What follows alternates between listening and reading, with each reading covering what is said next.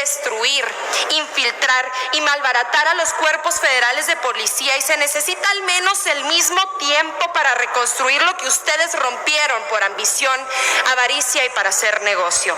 No se equivoquen, ustedes impulsaron una estrategia fallida y sin temporalidad. Hoy nosotras y nosotros estamos dando un paso adelante a favor de la desmilitarización, porque le ponemos fechas y plazos, porque tenemos una estrategia de pacificación real que comienza a dar frutos y lo podemos demostrar. Hoy el delito de secuestro, uno de los más dolorosos por su profundo impacto social, ha disminuido en México en un 53%. ¿Recuerdan cuál era la estrategia de ustedes para acabar con el secuestro? ¿Lo recuerdan? Yo se los recuerdo. Ustedes inventaban supuestos grupos de secuestradores y los detenían como chivos expiatorios, fabricaban testigos protegidos y forzaban declaraciones obtenidas bajo tortura, como ocurrió con la ciudadana francesa Florence Cassés y con Israel Vallarta, sin resolver nada y violando todos los derechos humanos. Pero ¿qué van a saber ustedes de derechos humanos si le dieron la medalla de derechos humanos a un personaje como Isabel Miranda de Wallace?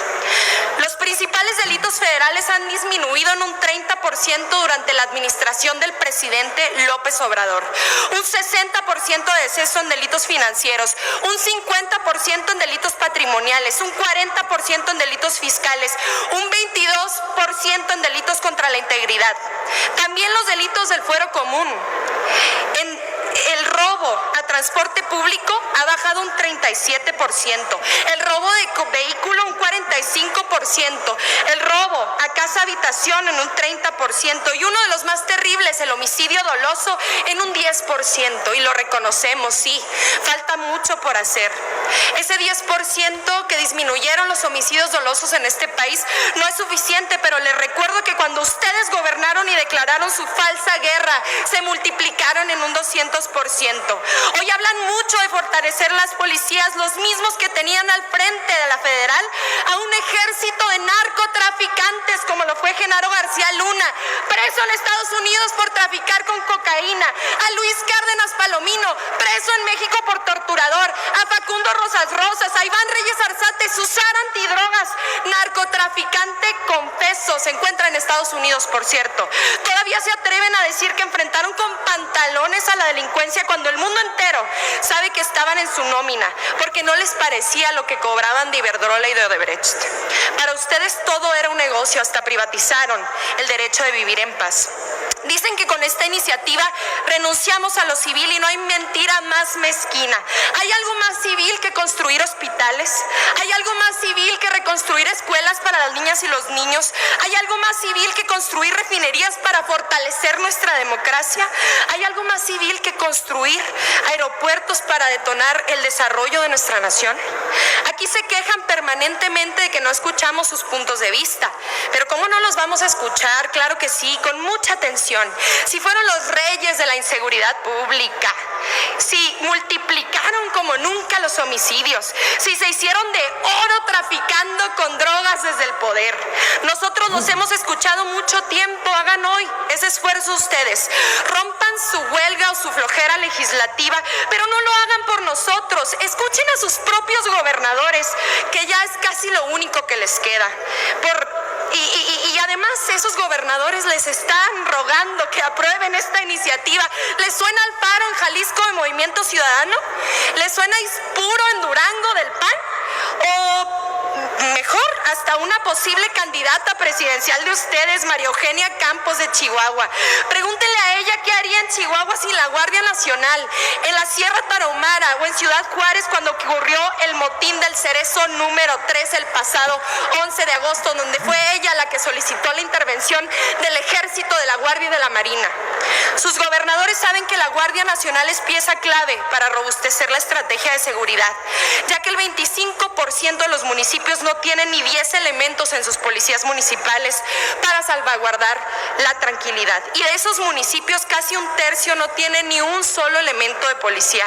Pero si tampoco quieren escuchar a los pocos gobernadores que aún se atreven a portar las banderas de la oposición, al menos escuchen a la ciudadanía. Hoy la Guardia Nacional es una institución infinitamente más respetada por el pueblo de México que todos ustedes juntos. Miren, no somos iguales y aunque se nieguen a escuchar, nosotras y nosotros les tendemos la mano y los queremos hacer parte del rescate de la seguridad de nuestro país. Por eso proponemos una comisión bicameral en la que se rendirá cuenta semestralmente del gasto de recursos, del seguimiento a las posibles violaciones de derechos humanos, que por cierto han descendido como nunca en comparación con sus gobiernos, del avance en las estrategias de seguridad pública, porque este tema, por amor a México, nos necesita a todas y todos. A 4 años de gobierno, gracias a la Guardia Nacional, México cumple por fin con el estándar internacional de las Naciones Unidas de contar con 2.8 policías por cada 1,000 habitantes. Cuando inició este gobierno, nos dejaron solamente a 1.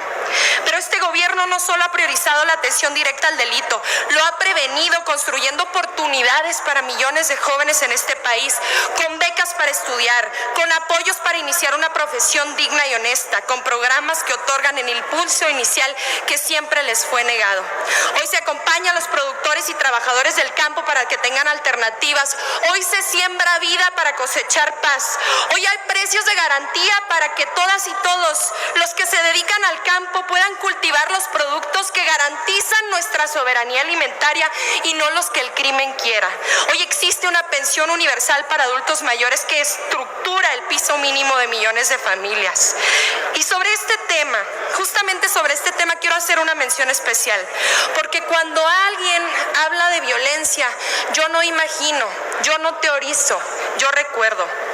Para mí esto sí es personal, porque ustedes nos convirtieron en sobrevivientes, porque yo sí me escondí de las balaceras debajo de la cama durante las noches, porque a mí me sacaron un día de la escuela con apenas 13 añitos para acompañar a mi amiga tras el feminicidio cobarde de su madre, porque justamente yo viví en la zona cero de su absurda guerra contra el narco, y quienes son de Tijuana, de Tamaulipas, de Michoacán, me pueden entender a la perfección, los que recuerdan, las que recuerdan, porque tenemos memoria, pero también quienes hoy viven en Guanajuato, en Jalisco, en Tamaulipas, porque mi madre me tenía que cubrir los oídos y los de mis hermanos para no escuchar las detonaciones que sucedían por las noches con mucha frecuencia, con tanta que se volvió la normalidad de las y los juarenses, porque ninguna niña tendría que ver colgados decapitados en puentes cuando va por las mañanas de camino a la escuela, porque ningún padre tendría que pasar por la angustia de manejar con desesperación para verificar que su hija aún seguía viva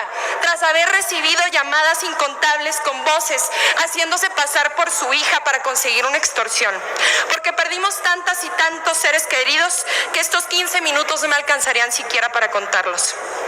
Así fue como las ventas de los ansiolíticos se dispararon en farmacias propiedad de sus gobernadores. Así se multiplicaron las niñas y los niños sin sus padres o las madres sin sus hijos.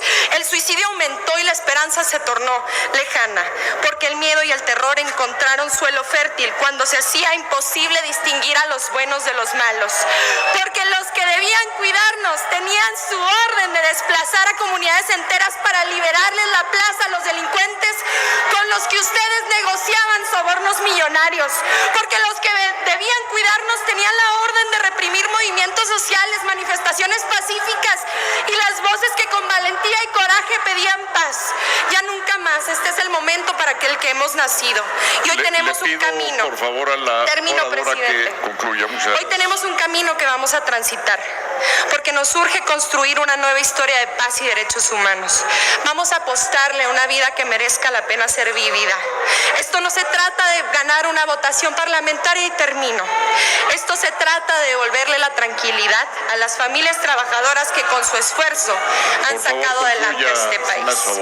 Y ustedes abandonaron por décadas. Eso se acabó. Les agradezco mucho. Muchas gracias por su participación. Duras palabras para estos